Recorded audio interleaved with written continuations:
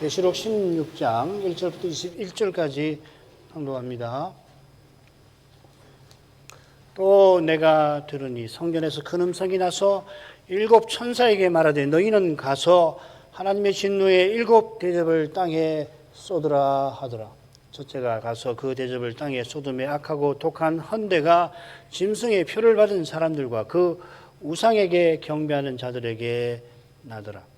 둘째가 그 대접을 바다에 쏟음에 바다가 곧 죽은 자의 피같이 되며 바다 가운데 모든 생물이 죽더라. 셋째가 그 대접을 강과 물 근원에 쏟음에 피가 되더라.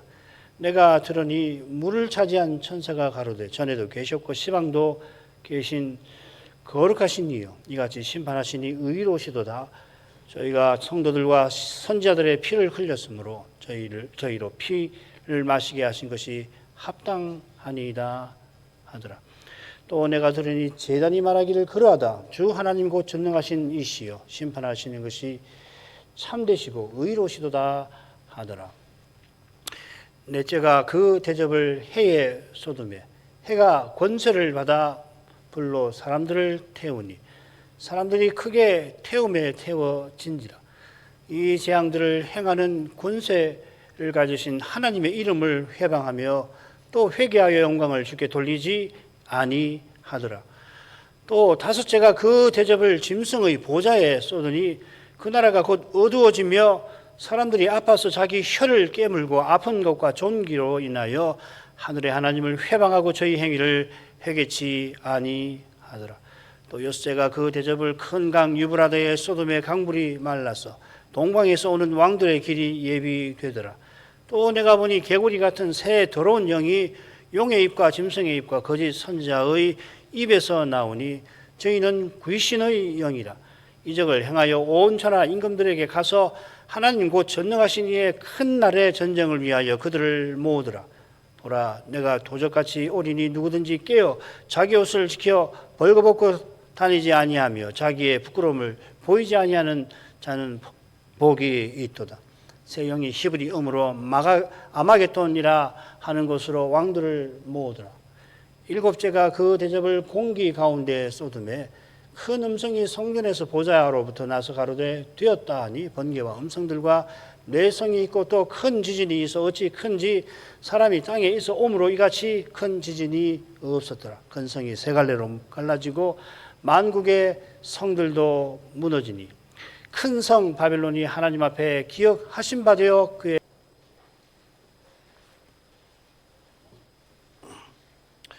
증거 장막 그 하늘 성전이 열리니 일곱 재앙 가진 천사가 성전에서 나와서 일곱 대접을 받았습니다. 이 대접은 하나님의 진노를 가득 담았는데 이는 일곱 천사가 가진 일곱 재앙이 마지막 재앙인 것과 붙어 있습니다.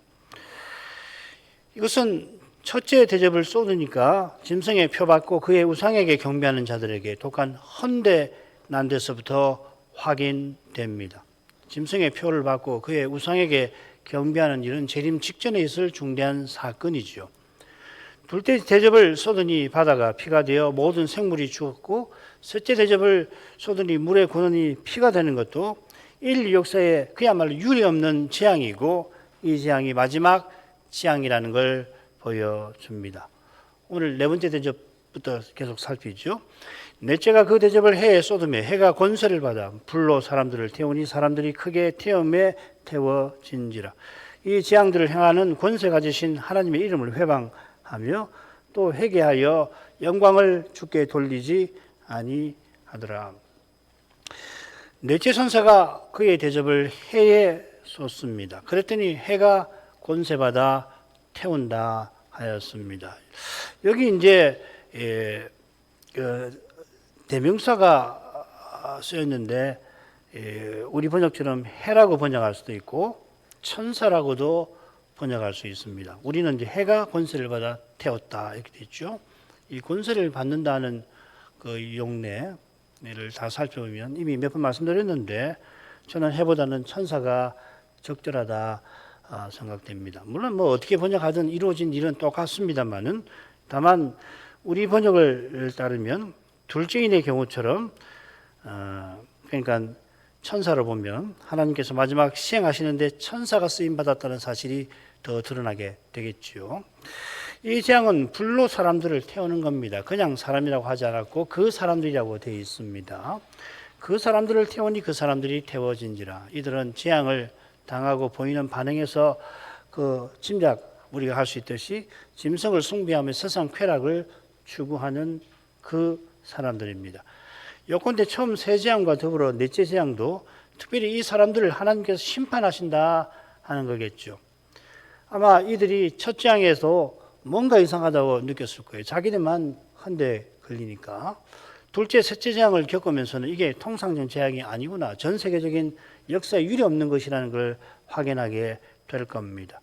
적그리스도와 단일 정보가 이런 것을 모를 리가 없을 뿐 아니라 이 재앙 겪는 사람들의 반응에 대처할 꾀를 짜내려고 하겠지요. 아마 재앙 당한 사람들의 원망과 항의가 자기네에게 향하지 않고 하나님께 향하도록 하려 할 겁니다. 적그리스도가 이들이 경배하는 최고 신이라고 하는 것을 기억해야 합니다. 적그리스도와 그를 섬기는 이들의 나라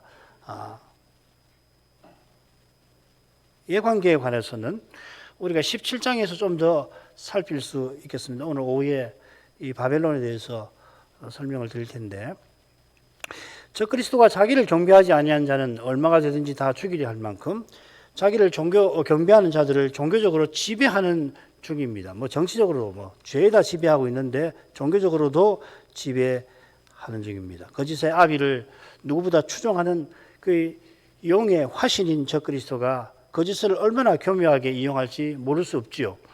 이미 그들의 거짓에 휘둘린 이 사람들이 더욱이 생존하기 힘들게 될 처지에서 그들의 교묘한 선동에 휩쓸리지 않을 수가 없게 될 겁니다. 하나님께서 바로를 강피하게 하셔서 스스로 파멸에 떨어지게 하신 것처럼 하나님께서 날마다 늘 허락하시는 이성의 빛과 경험의 지혜를 가려버리시면 사람이 눈먼 짐승처럼 돌변하는 것입니다. 짐승이 본능에 이끌려 행동할 때 자기가 무슨 짓을 하는지 반성하지 못하는 것처럼, 이 반성이라는 건 이 이성과 도덕을 가진 사람이 나는 것이잖아요. 죄에 팔린 사람은 죄의 권세와 마귀의 거짓에 맹목적으로 좇고 마는 것입니다. 이게 무서운 일이에요. 하나님께서 이렇게 살게 하시니까, 버젓이 살게 하시니까 도덕도 있고 질서도 있고 그러고 사는 거란 말이죠. 그런데 하나님 선하신 것을 딱 가려버리시면은 그 사람은 이 죄의 지배를 죄의 종으로서 그야말로 상상하지 못하는, 자기 자신도 내가 뭘 하나 하는 걸 모를 정도로 되어버리는 거거든요. 죄를 늘 조심해야 해요. 죄의 권세를 늘 조심하지 않으면 거기에 휩쓸리지 않을 수가 없어요. 이 사실이 큰 재앙을 입은 사람들이 하나님을 회방하는 데서 잘 드러납니다. 요한이 이 재앙들을 행하는 권세 가지신 하나님의 이름을 회방하는 것을 이상 중에 보았습니다. 이것은 재앙당한 이들이 하나님이 이런 재앙을 내리신다는 것을 알았음을 암시하는 겁니다. 거짓 선자가 지금껏 짐승, 그 첫째 짐승이 최고 신이라고 선전해 왔을 텐데, 데살로니가후서 2장 4절 보면 짐작할 수 있어요. 자기 신을 대적하여 아마 기독교가 믿는 악한 신이 이런 재앙을 내린 거라는 거짓을 퍼뜨린 결과일지도 모르겠습니다. 하나님의 이름을 해방했다는 것은 그저 우리 하나님의 이름을 거론하면서 욕했다 하는 정도가 아니라 하나님께서 재앙 내리시는 사실이 드러났다. 그래서 이름이라는 말을 쓰는 거거든요. 이것이 회개하여 영광을 주께 돌리지 아니한다는 표현과 붙어 있겠습니다. 그들은 자기가 하나님께 회개할 상태인 것을 그 영혼이 느끼는 거예요. 그러나 거짓 선자의 거짓에 휩싸여서 하나님의 의미의 영광을 거부하고서 그분의 크신 권세를 무시하는 겁니다. 우리 영혼이 내 게 아니란 말이죠. 하나님이 주신 거라 하나님이 계시하시고 어떤 일을 하실 때 이 영혼의 반응이 있는 거거든요. 양심은 그렇게 생기는 거라고요. 우리가 양심을 가지자 해서 도덕이나 도덕가가 생겨서 양심껏 살아가라고 해서 양심이 생기는 거 아니에요. 하나님이 이 천지 만물을 통해서 날마다 계시하시니까 그 계시의 결과로서 우리 영혼에 작용하니까 우리 영혼에 양심이라는 게 생긴단 말이죠. 그 양심이 작동할 때에 어떻게 작동할 때 거기서 이 양심의 작동을 보고서 이 사람이 뉘우치고 이렇게 하면 안 되겠구나. 아이고 아무래도 이렇게 악화가 해서 안 되지. 안 믿는 사람도 그런단 말이죠. 근데 어느 순간에 그게 안 되면은 양심이 하이맞은 상태가 되어버린단 말이죠. 느끼는 거예요. 못 느낄 수 없어요. 그게 로마서 1장 18절 이하에 있는 내용 아니에요? 하나님께서 날마다 지으신 모든 걸 통해서 계시하시니까 사람이 하나님 모른다고 아무도 변명 못 하는 거란 말이죠. 아는데 그 불의한 그 상태에서 하나님이 드러내신 그것을 억눌러 버린다는 거 아니에요. 그걸 조심하셔야 한다는 겁니다. 신작 하나님 말씀 들을 때 특별히 조심해야 해요. 공중에 권세 잡은 자를 쫓아서 그가 악한 자로서 바라는 멸망을 향하여 치닫는 겁니다. 이게 17장 16절하고 관계되는 건데 나중에 아마 이 내용은 다음 주에 아마 설명을 아마 하게 될 것 같습니다. 그들이 짐승을 경배한다고 해서 짐승이 그들을 참으로 위할 리가 없지요. 짐승이 용을 위하는데 그 뭐냐면 용과 똑같이 악해서 악을 추구하니까 하나가 되는 거란 말이에요. 비교조차 주님께 송구하지만 우리 하나님은 영원 전부터 우리의 영광을 위하사 예정하셨다. 고린도전서 2장 7절에 이 충격적인 말씀이 나옵니다. 우리가 그분을 위하여 그분의 영광을 위하여 살지 않을 수 없게 하시는 거란 말이죠. 하나님과 그리스도를 모신 거기서 참으로 위하는 일이 생기는 겁니다. 그리스도를 모시지 않으면 삼위의 관계를 본받은 진정한 관계가 불가능합니다. 그건 악한 동료밖에 안 되는 거예요. 거기는 결국 속이고 속고 지배하고 억압당하는 사이만 제가 뭐 적절한 말을 찾지 못해서 관계하고 좀 구분하느라고 사이라고 낱말을 쓸 뿐인데 더 좋은 말이 있으면 알려주십시오. 사이만 존재하는 거예요. 하나가 있고 하나가 있어 사이가 있단 말이죠. 그 관계는 아닙니다. 그건. 이런 사람 사이 자체가 하나님의 저주지요, 그죠? 악을 함께 도모하고 거짓을 함께 도모하는 것이 이게 무슨 관계입니까? 저주지요. 사람이 거짓으로 속이는 것만 아니라 거짓에 속는 것도 죄입니다. 사람이 죄짓고 사는 것 자체가 하나님의 저주지요. 짐승을 섬기며 쾌락을 추구하는 것이 얼마나 하나님의 저주인지 모르기에 더욱 악한데 더욱 저주로 추락할 뿐입니다. 영원한 형벌밖에 남지 않은 처지에 추락할 뿐입니다. 지금 재앙의 목적이 그것이죠. 그 다음 다섯째로 가죠. 또 다섯째가 그 대접을 짐승의 보좌에 쏟으니 그 나라가 곧 어두워지며 사람들이 아파서 자기 혀를 깨물고 아픈 것과 종기로 인하여 하늘의 하나님을 회방하고 저희 행위를 회개치 아니하더라. 다섯째 대접은 이 짐승의 보좌에 쏟아집니다. 그의 나라가 이어 나오듯이 짐승의 보좌는 적그리스도의 통치, 나라를 상징하는 것이죠. 중심지겠지요. 계시록의 보좌가 5종류로 나오는데 그 중에 사탄의 보좌와 짐승의 보좌가 각각 나옵니다. 사탄의 위가 2번 나오죠. 위나 보좌나 같은 말입니다. throne입니다. 사탄이 지금도 어딘가 보좌를 두고 있겠지요. 이 버가모 서신에 보면은 자기 위를 두었다 했잖아요. 장차는 자기 보좌를 이 바다 짐승에게 줄 것이라 짐승의 보좌가 재림 전에 잠시 이 세상에 세워질 겁니다. 그의 보좌에 대접을 쏟는다는 것은 그의 나라가 큰 재앙이 들이닥친다는 말입니다. 앞선 네 재앙도 물론 적그리스도의 나라에 큰 타격을 주는 건데 여기 보좌에 대접을 쏟는다는 것은 특별히 적그리스도의 통치 기구나 통치 활동에 큰 어려움이 발생한다는 뜻일 거예요. 그러니까 처음 넷은 매우 실제적인 재앙인데 이 나머지 셋은 매우 상징적인 것으로 표현이 되어 있죠. 그죠?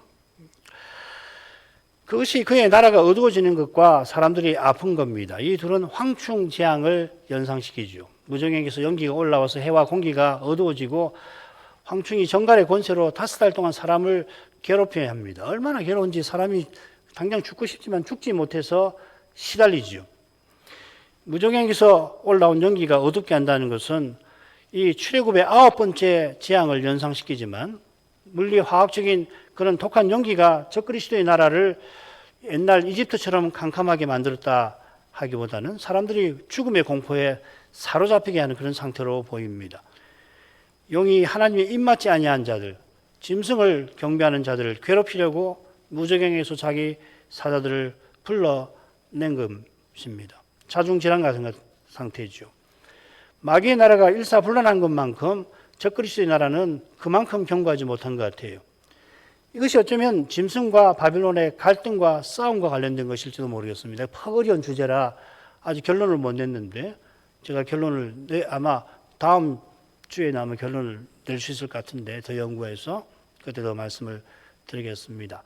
사람들이 아파서 자기 혀를 깨물 겁니다. 혀라는 말이 글로사라는 말인데 계시록 8번 나오고 7번은 전형적으로 나라와 백성과 족속과 함께 나오는 방언, 언어지요. 그죠? 이 세상에 흩어져 사는 사람들이 여러 언어를 쓰는 그 언어를 가리키는데 지금은 심적이고 종합적인 극심한 고통 때문에 자기 혀를 깨무는 것일 텐데 불못에 떨어지는 자들이 이를 가는 행위와 비슷해 보입니다. 이를 간다는 건 고통에 괴롭다는 말이지만 동시에 악심에 원망하는 것을 가리키듯이 이들이 아파서 혀를 깨무는 것은 에이 죽어서 혀를 깨물고 자진하자 그 말이 아니라 하늘의 하나님을 회방하는 걸 겁니다. 하늘의 하나님이라고 부른 것은 하나님께서 땅의 대접을 쏟게 하신 것과 대비를 이루는 거죠. 심판하시는 분이시죠. 이 다니엘서에 나오는 아주 중요한 칭호죠. 그죠? 종기로 인하여 해방하는 것은 첫째 재앙인데 그 재앙이 계속되고 있음을 암시하는 것 같습니다. 그 기간이 얼마가 될지 잘 모르겠어요. 그것도 참 연구할 주제인데 지금 7개의 재앙이 어느 정도의 기간 동안 펼쳐지는 것인가가 참 어려워요. 사실은. 답을 찾을 수 있을는지도 모르겠고요. 그들이 심판하시는 하나님을 회방하고 저희 행위를 회개치 아니합니다. 같은 표현이 마병대 재앙에 이렇게 나왔습니다. 자기 손으로 행하는 일을 회개치 아니하고 그들의 행위는 짐승을 섬긴 거고 교회를 핍박한 겁니다. 이게 얼마나 큰 죄인지 모를 뿐 아니라 오히려 얼마나 위대한 일을 우리가 했는가 할 겁니다. 자기들처럼 짐승을 섬기지 아니하면 며칠은 잔인하게 죽이고 아예 매매조차 못하게 하는데 가책이나 후회를 전혀 느끼지 못하는 상태인 거죠. 이런 상태가 이미 무서운 저주입니다. 우리가 민주주의 국가에 살아서 종교적 자유를 마음껏 누리고 있는데 이 민주주의가 어떻게 될지 아무도 몰라요. 민주주의는 뭐든지 관용하는 것처럼 보이죠. 뭐 동성애도 관용하고 뭐 소수자도 뭐 이것저것 다 관용을 합니다만은 그러나 민주주의 이념 자체를 유지할 수 있을 만큼 관용하는 거란 말이죠. 게다가 적그리스도 시대에 가게 되면은 이러한 이념이 어떤 식으로 변질될지 아무도 몰라요. 그러니까 민주주의 이 이념을 따르는 게 참된 신앙하고 똑같은 거 아닙니다. 민주주의가 틀림없이 우리 개혁교회의 이 위대한 사상에서 파생된 것은 맞지만 파생된 거지만은 그 파생된 것이 그 제대로 역할을 하려면 하나님 말씀을 쫓아서야만 제대로 작동을 하는 건데 그걸 모르고서 민주주의 하는 것이 마치 무슨 바른 신앙을 하는 것처럼 생각하면 큰 오산이 있어라고요. 오시라고요. 우리는 하나님 나라를 추구하는 사람들이라고요. 민주주의 하는 사람들 아닙니다. 꼭 기억하시기를 바랍니다. 이게 언제든지 주의해야 되지만은 특별히 우리 시대에 주의해야 할 일이라고요. 김홍전 목사가 이 점을 얼마나 강조하는지 요한계시록 강해를 꼭 읽어보시기를 바랍니다. 자, 6째 가지요. 마병대 재앙이 5째 대접 재앙과 겹칩니다. 이 마병대 재앙이 6째 나팔 재앙이잖아요. 그 중요한 위치가 나옵니다. 큰 강 유브라데입니다. 자, 이거 5으로 나눠볼게요. 12절 6째 대접을 큰 강 유브라데에 쏟으니 왕들의 길이 예비였다 하는 거고요. 13, 14절은 더러운 새 영이 나왔다. 새 용과 짐승과 거짓 선제 입에서 나왔다 하는 거고, 그 다음 그들이 천하 임금을 모은다는 거고, 그 다음 15절은 속히 오실 주님의 말씀이 인용이 되어 있습니다. 아주 독특하죠. 16절은 새 영이 아마겟돈에 왕들을 모았다 하는 겁니다. 뭐 크게 어려운 건 없으니까 바로 12절로 가죠. 또 6째가 그 대접을 큰 강 유브라데에 쏟으며 강물이 말라서 동방에서 오는 왕들의 길이 예비되더라. 큰 강 유브라데에 이 대접이 쏟아집니다. 마지막 전쟁이 아마겟돈, 즉 무기토 산에서 벌어진다고 해서 세대주의자가 해석하는 것처럼 이스라엘 땅에 지금 팔레스타인의 말이에요. 그때 되면 큰 지진이 일어나가지고 이 수억 군대가 집결해서 싸울 수 있는 이 공간이 생긴다는 거예요. 에스라엘론 평지, 무기토 이 산이 있는 거기인데요. 거기 지진이 일어나가지고 큰 표본이 생겨서 이 수억 군대가 집결해가지고서 대결전을 거기서 뭐 현대식 무기를 사용해가면서 벌인다는 거 아니에요. 그거 아니란 말이죠. 유브라데는 옛 언약 백성에게 주신 이 기업, 아브라함에게 주시고 다윗이 가장 근사하게 솔로몬 때 이 성취되었던 그 언약의 경계, 북쪽 경계를 뜻합니다. 그러니까 세상과 하나님의 택하신 백성의 경계를 상징적으로 표시합니다. 아까 말씀드렸지만 5째, 6째, 7째 대접은 그게 처음 땅, 바다, 물건, 강과 물건은 해하고 좀 다르게 매우 상징적으로 등장한다는 것이죠. 대접이 쏟아지는 그 위치가 말이에요. 이거 뭐야, 짐승의 보좌라고 하는 게 상징적이지 뭐 거기 무슨 왕자를 하나 만드는데 거기에 대접이 쏟아졌다는 말 아니잖아요, 그죠? 마찬가지 7째 공기에 쏟아진다, 이 공중이라는 말인데 역시 마찬가지거든요. 여기도 이 유브라데는 팔레스타인 위에 있는 그 강을 실제로 거기 강에 무슨 일이 일어난다는 게 아니라 이게 말하자면 우리 종교, 구약 종교의 그 상징을 갖다 쓴 거라 이 말입니다. 거기 대접을 쏟는 것은 큰 강 유브라데 네모 대적하는 세상에 하나님의 심판이 내리는 것을 뜻합니다. 동방에서 왕들이 거룩한 백성이 가는 영역을 침략하는 건데 왜 침략을 하느냐? 대접을 쏟은 결과라는 거죠. 이게 중요한 겁니다. 하나님이 재앙을 쏟아서 침공하게 한다는 겁니다. 침략하게 한다는 말입니다. 언약 백성을 다 멸하게 하려고 덤벼들게 하신다는 말이죠. 그리고 결국은 실패하고 전멸하게 되는 거죠. 그죠? 그게 이제 19장, 그 다음에 20장에 그렇게 나옵니다. 19장 후반부하고 20장 후반부가 그 내용에 이렇게 저렇게 19장에는 짐승이라는 측면에서 그 군대를 진두지휘하는 짐승과 거짓 선지자의 멸망에 초점이 가 있고 20장에는 용이 곡과 마곡의 백성들을 미혹해서 같은 내용인데 용이 어떻게 그 전쟁에서 전멸하는가를 이야기를 해요. 그러니까 서로 말씀드릴게요. 자, 한 가지만 더 보십시다. 이 무엇보다 동방에서 오는 왕들이 누군지를 살펴야 하는데 14절에서는 온천하 임금, 그게 왕인데 그게 임금들이라고 했습니다. 왜 이렇게 따로 번역했는지 잘 모르겠어요. 번역하시는 분들이 어떤 해석을 전제로 해서 둘이 다르다라고 하는 것을 말하자면 암시해서 이렇게 번역한 것이 아닌가 하는 생각이 드는데 한번 보십시다. 계시록의 왕이 셋으로 나옵니다. 하나님이나 그리스도를 각각. 그 다음에 귀신의 왕, 마귀가 한번 나오고요. 나머지는 전부 다 인간 왕들입니다. 인간 왕들이 압도적으로 많이 나오지요. 첫째로 이 인간 왕들이 나올 땐 전부 복수형으로만 나옵니다. 대부분 인간 왕들은 적그리스도 같은 왕들이나 적그리스도나 음녀 바벨론과 함께하는 왕들이고요.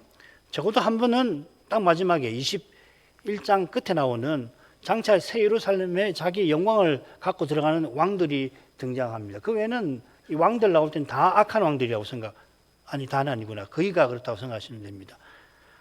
그리스도를 땅의 왕들의 머리라든지 만왕의 왕이라고 부를 때 이 만왕, 왕들이란 말인데 중립적으로, 다소 중립적으로 볼 수가 있겠습니다. 여기 12장의 동방에서는 왕들이나 14절의 온천하 임금들은 적그리스도에게 부역하는 자들로 보아야겠습니다. 이게 같은 왕들이냐, 서로 싸우는 왕들이냐, 혹은 서로 다른데 서로 협력하는 왕들이냐 하는 건 14절에서 제가 좀 말씀드리죠.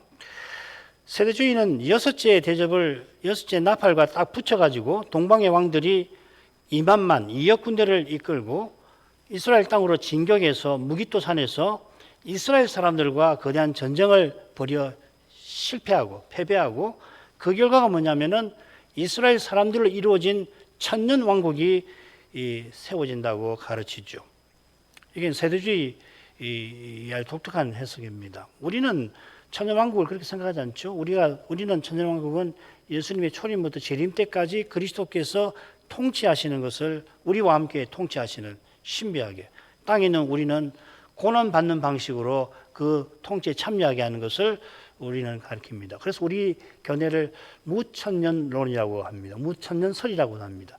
천년이 없다는 이야기가 아니라 땅에 천년 동안의 어떤 이 실제적인 국가를 우리는 상정하지 않는 거죠. 그죠? 이 초림부터 재림까지의 기간이 천년이고 이 기간 그리스도께서 통치하신다는 것을 우리는 천년왕국을 그렇게 해석하는 건데 실제로 천년왕국이 있다는 해석이 여러 가지가 있어요. 예, 뭐 후천년설이고 전천년이고 뭐 전천년도 뭐 여러 가지가 있고 후천년도 몇 개가 있습니다. 그건 나중에 20장에 가서 20장 1절부터 6절까지가 천년설, 천년왕국에 관한 부분인데 그때 가서 좀 설명하는 게 좋을 것 같아요. 지금부터 말씀드리면 혼란이 생길 수가 있으니까. 이 세대주의 해석을 따를 수가 없어요. 이 세대주의 해석은 우리 마병대 재앙에서 살폈지만은 2만만 군대가 실제로 공격한다고 그러지만 그거 아니고 계시록 19장에 보면 19장이 한 20장입니다. 사단이 땅의 사방 백성 20장이 맞을 것 같은데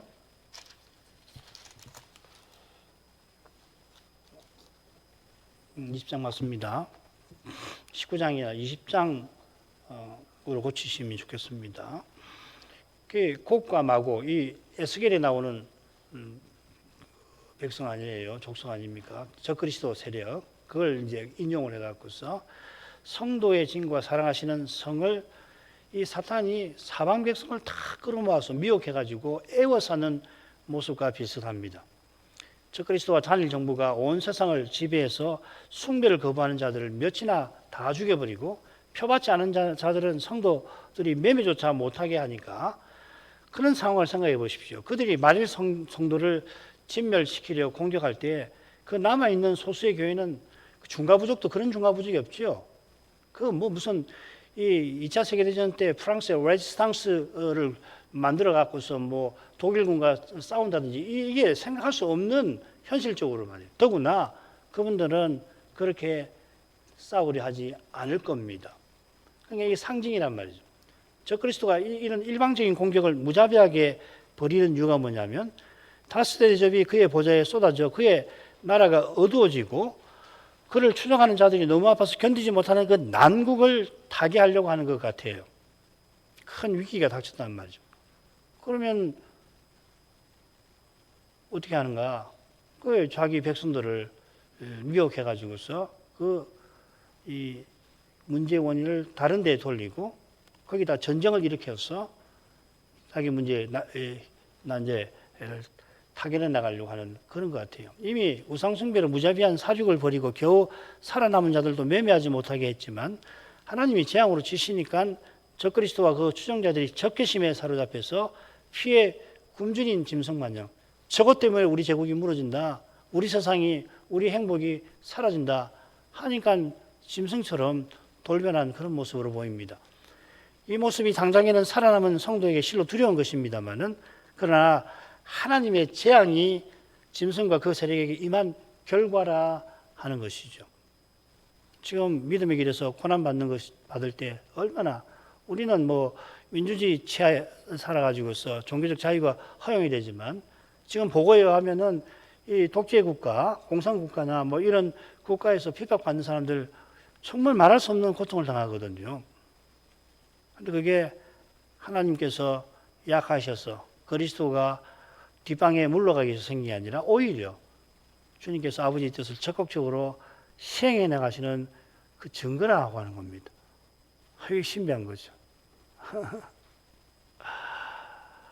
자, 그다음 가죠. 또 내가 보매 개구리 같은 새 더러운 영이 용의 입과 짐승의 입과 거짓 선자의 입에서 나오니 저희는 귀신의 영이라. 자, 귀신의 영들이 새 더러운 영이 나옵니다.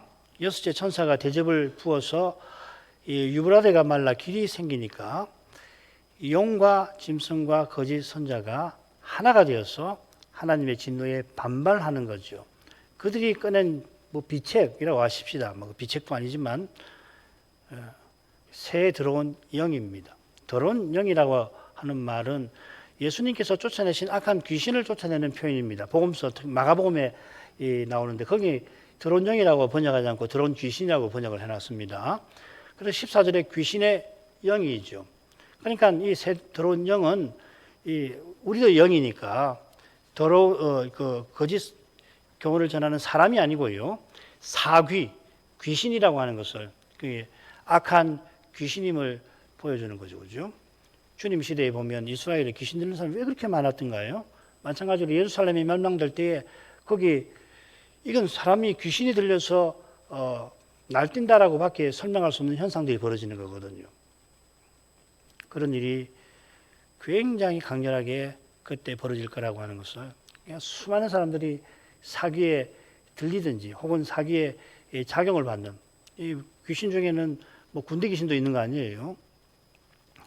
사람에게 들어가 병들게 하고 괴악한 짓을 하게 하는 이 악한 귀신을 더러운 영이라고 한 것은 하나님을 가까이 하지 못하게 하는 것과 붙어 있죠. 더러운 영이 악한 삼조 일체에게 용, 짐승, 거짓 선지자에게 부여받은 임무가 왕들을 미혹해서 언약에 정한 영역을 공격해 더럽게 만들려고 하는 겁니다. 그러니까 그런 영역을 없애버리려고 하는 거죠. 교회를 전멸시키려고 하는 겁니다. 바벨론의 비밀에 관한 둘째 단락에서 음녀가 가진 금잔에 음행에 들어온 것이 가정한 물건과 함께 가득합니다. 가정하다는 것은 하나님이 언약의 땅에 잠시도 두고 보실 수 없는 건데 음행, 우상숭배가 단연 가정한 거죠. 이 음녀가 누구냐면 교회하고 붙어 있는 거잖아요. 결국 이 바벨론이 이 교회로부터 생기는 거거든요. 음행에 들어온 것이 지극히 가정한 것입니다. 이런 점에 비추어서 그들을 개구리 같다고 하겠죠. 이 개구리를 왜 하필 이야기했을까? 이게 출애굽 때 열 재앙하고도 관계가 되는 것 같고 개구리는 부정한 짐승이죠. 또 하나 생각해 보면은 학자들 중에 이렇게 생각하는 사람도 있습니다. 개구리들이 개굴개굴 하면서 더러운 영들이 악한 왕들을 모으는 개굴개굴 하면서 개구리들이 모이는 것처럼 그처럼 이 더러운 영들이 악한 왕들을 소집하는 걸 보여주는 것 같다. 그런 해석도 있습니다. 참고만 하십시오. 그 다음은 뭐죠? 이적을 행하여 온 천하 임금들에게 가서 하나님 곧 전능하신 이 큰 날의 전쟁을 위하여 그들을 모으더라. 더러운 영들은 이적을 행해서 왕들을 모읍니다. 이 두 짐승이 이적을 행해서 땅에 거하는 자들을 미혹했는데 그들에게서 나온 사기들도 똑같이 하는 거예요. 이 영들이 이적을 행할 권세는 용에게서 결국 받은 겁니다. 거짓 선자가 이적을 행하여 사람들이 짐승을 경배하게 했듯이 새 들어온 영은 천하 임금들을 모아가지고서 용이 욕망하는 짐승이 위기에 처한 짐승이 가장 바라는 그 일을 하도록 하는 거죠. 12절에 동방에서 왕들이 오는 길이 예비되었다 했는데 여기서는 온 천하 임금에게 갔다고 했습니다. 그래 여러분 주석서를 보면은 특히 우리나라는 세대주의가 강하니까 이 둘을 구분해서 자꾸 이야기를 하거든요. 그런데 우리 줄거리를 보면 같은 왕들로 보는 것이 좋습니다. 대접이 쏟아져 왕들의 오는 길이 마련됐죠. 두려운 영들이 그 왕들을 미혹해서 그 길로 가게 하죠. 그리고 마침내 그들이 아마겟돈에 집결하게 하는 겁니다. 그래서 동일하게 보는 게 좋아요. 여기 임금들이 온 천하의 왕들인데 온 천하라는 말이 계시록에 두 번 더 나옵니다. 거기 두 번 다 온 천하는 하나님께 심판받는 대상이고 마귀에게 미혹되는 대상입니다. 아울러 들어온 영들이 왕들에게 갔다는 표현을 살펴야 합니다. 에게라고 하는 말은 영어로 하면 to나 toward가 아니고 위에라는 말입니다. upon입니다. on.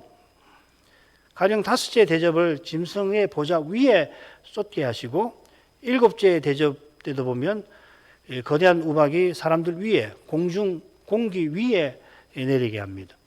들어온 영들이 왕들에게 가서 소집하는데 그들 위에서 작용하는 거란 말이죠. 영향을 끼친다 하는 이 표현을 여기 쓰는 것 같아요. 그냥 가는 게 아니고 그 위에 지배하는 태도로 가서 그들 지배해서 모이게 한단 말이죠.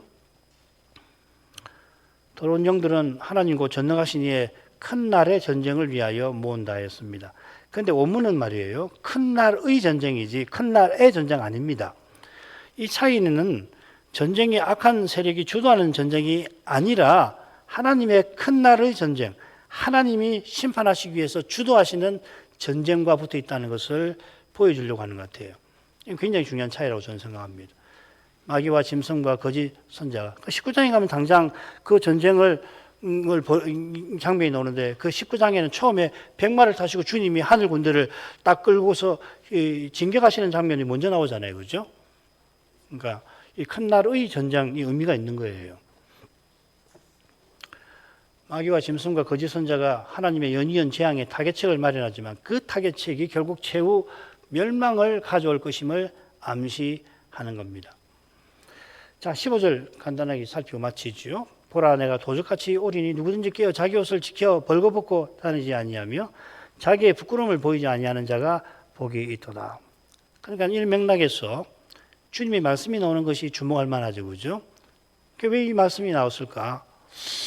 그래서 비평학자들은 이거 원래 계시록 3장 18절 뒤에 나오는 걸 이 뒤에 후대 편집자가 툭 떼갖고 여기다가 엉뚱하게 집어넣었다고 그런 근거 없는 이야기를 하는데 문맥을 보면은 주님의 말씀이 나올 만하잖아요. 그죠? 진노의 날의 전쟁이라는 표현에 이 전쟁의 주도권이 하나님께 있다는 걸 이야기하는 거거든요. 그 전쟁을 수행하실 이 그리스도의 말씀이 나오는 것은 너무나 자연스럽다고요. 그게 요지입니다. 온천하 임금들이 귀신의 영들에게 미혹되어 온천하 사람들이 멸망의 벼랑을 향하여 치닫는 현실이지만은 그 현실을 통해서 주님이 속히 오신다는 약속이 이루어지는 신비가 이 말씀에 드러납니다. 도둑같이 오리라 하신 것처럼 깨어 자기 옷을 지키는 곧 깨어 근신하는 이만이 저 두려운 현실을 견디고 이기는 겁니다. 사람 눈에는 온 세상에 적그리스도 세력밖에 안 보이는 거예요. 겨우겨우 숨어서 예배를 겨우겨우 드리고 살았는데 하나님이 재앙을 내리시니까 이 적그리스도 정부가 큰 위기에 처하니까는 이걸 타개하기 위해서 남아있는 마릴 성도들을 죄다 섬멸하려고 총동원령을 내렸다. 그렇게 생각됩니다. 그래 얼마나 두렵습니까? 그런데 내가 속히 오리라. 그 전쟁은 하나님의 큰 진노의 날의 이 전쟁이다. 그들의 전쟁이 아니라 하나님의 전쟁이다. 이걸 지금 요한에게 보이는 것이거든요. 믿음의 눈에 있는 걸 보는 겁니다. 믿음의 눈만 있는 걸 볼 수 있는 거라고요. 사람의 눈은 아무리 똑똑해도요, 아무리 공부를 많이 하고, 아무리 경험이 많아도 사람의 눈에 보이는 현실에 갇히면 이런 거 안 보입니다. 믿음으로 살면 죽을 것 같아요. 죽을 것 같은데 어떻게 합니까? 죽을 것 같으면 죽든 살든 주님께 맡겨야 되는데 그렇게 안 되시지요? 그거 솔직한 고백 아니에요? 지금도 그렇습니다. 이런 말씀을 통해서 우리가 뭘 배워야 되느냐? 주님께 맡기는 거예요. 기다리는 거라고요. 죽는 거라고요. 그만하고 이제 오늘하고 가는 거지 뭘. 더 살아야 되겠습니다. 그런 거 어디 있어요? 그게 하나님 뜻 이루는 거 아니거든요. 살든 죽든 내 몸에서 그리스도가 존귀되시는 그것이 믿음이라고요. 그만하고 하면 그만하는 거라고요. 아닙니다. 우리가 부득부득 이렇게 해야겠습니다. 우리가 이렇게 해서 교회를 세워야 되겠습니다. 그건 믿음 아니라고요. 그게 믿음이 아니라고요. 그럼 어떻게 됩니까? 사람이 힘을 써야지요. 꾀를 내야지요. 그게 무슨 믿음이에요? 그렇게 해서 주님의 교회가 세워집니까? 주님의 교회가 어떤 곳인데요? 그리스도의 세계. 그 안에서 그리스도가 전부이시고 그 전부 안에 그리스도가 계시는 그런 세계 아니에요? 새 사람으로만 가능한 거라고. 성신을 의지해서 그리스도의 생명을 받아 살아내는, 그래서 그리스도처럼 기도하고 하나님을 의지하는 그런 세계 말이에요. 그런 세계를 추구하셔야 된다고요. 어렵습니다. 은이 아니면 안 됩니다. 더구나 우리 현실에서. 그렇죠. 인정합니다. 그럴지라도 주는 하신다. 하나님은 하신다. 어떻게 하신다 나는 몰라요. 내가 원하는 방식대로 안 될 수도 있습니다. 내가 지금까지 쌓았던 모든 것이라고 할 수 있는 것 단번에 다 사라지는 그런 일이 있을 수 있어요. 그래서라도 주님의 일이 이루어지면 촉한 거 아니에요? 우리 목적은 이 땅에서 천년만년 사는 거 있는 거 아닙니다. 이 땅에서 큰 교회 세우고 대단한 영향력을 문화적으로 세상에 펼치는 데 있는 거 아니에요. 떠나서 주와 함께 있을 욕망 가진 이것이 더욱 좋으나 아닙니까? 아니면은 여러분 기독교 잘못 믿으셨어요. 기독교 대학 세우고 기독교 가정 하나 그건 폄하하는 거 아닌데 강조하느라고 하는 겁니다. 기독교 대학, 위대한 대학, 기독교 대학이 압니다. 저도 압니다. 얼마나 위대한 일들을 했는지 알아요. 그것 자체가 기독교의 목표는 아니란 말이죠. 그렇게 해서 하는 건 뭡니까? 그런 대학을 세워서 어떤 사람을 길러냅니까? 그리스도처럼 하나님을 전심으로 의지하고 하나님을 철저하게 기다리고 하나님께서 나타나셔서 내가 이 일을 하리라 하실 때까지 기다리는 그런 사람을 길러내는 대학이어야 되죠. 아닙니까? 여러분, 아니에요? 지금 그 이야기라고요. 이 15절 말씀이 굉장히 중요한 겁니다. 그래서 비평학자들은 건방지게 이게 3장 18절 밑에 19절이 있어야 되는 건데 이게 들어가면은 절수도 딱 맞거든요. 서신의 단어 수도 아주 적절하게 안배가 돼요. 그런 막말을 막 하는데 동의할 수 없어요. 여기 적절한 거거든. 여기. 깨어 건신하라. 그런 일이 들이닥칠 텐데 깨어 건신하라. 내가 속히 온다. 달리 말하면 지금 6째 이 재앙이 벌어지는 그 현실 속에 남아있는 성도를 생각해 보시라고요. 아시겠죠? 기도하십시다. 자비하신 아버지 요한 사도에게 이상들을 보여주셔서 저희가 저 복된 재림의 날을 어떻게 맞이하게 되는지 그날까지 역사는 어떻게 전개되어 갈 것인지 교훈해 주셔서 감사합니다. 이런 교훈이 어떻게 사람의 사유와 경험에서 종교적 체험에서 나온다 하겠사옵나이까. 하나님께서 장차 속게 될 일을 이 신비한 방식을 이상을 통해서 그에게 알려도 주시고 거기 담아주신 교훈을 그로 하여금 전하게 하신 줄 믿나이다.